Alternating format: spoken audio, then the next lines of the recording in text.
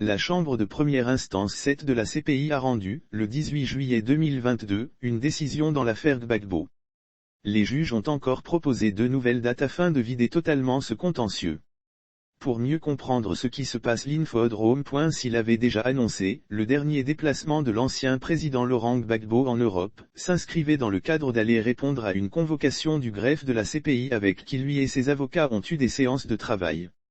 En effet, cette nouvelle affaire, introduite par Emmanuel Alty, conseil de Laurent Gbagbo, a un seul objectif, pousser la CPI à rendre publiques les décisions prises dans le cadre du procès de son client.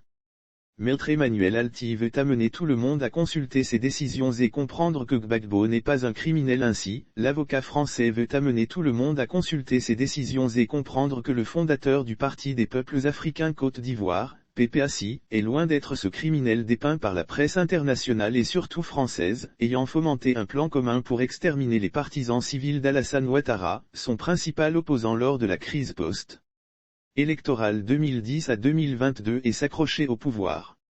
C'est à cet effet que la Chambre de première instance 1 ayant jugé Laurent Gbagbo et Charles Blé Goudé de janvier 2018 à mars 2021 a été dissoute et remplacée par la Chambre de première instance 7 dont le rôle est de connaître de cette affaire de publicité des mets. Lire aussi dernière révélation sur l'incident des 49 soldats, affaire de drogue, ce que Ouattara demande aux enquêteurs. Cette nouvelle chambre, présidée par la juge canadienne Kimberly Prost, a rendu une importante décision le 18 juillet 2022 à La Haye. À première vue, la Chambre 7 semble être d'accord avec le principe de Maître Emmanuel Alty, mais elle souhaiterait que des parties soient biffées ou restent confidentielles.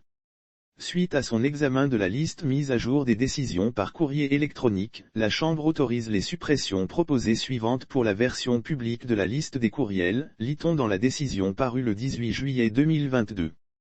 Ce processus doit être coordonné par le greffe. En conséquence, la Chambre ordonne aux parties, avocats de la défense de Laurent Gbagbo, le bureau du procureur, la représentante légale des victimes, et les sections concernées du greffe de soumettre les justifications de leur proposition de suppression aux 2 dates indiquées.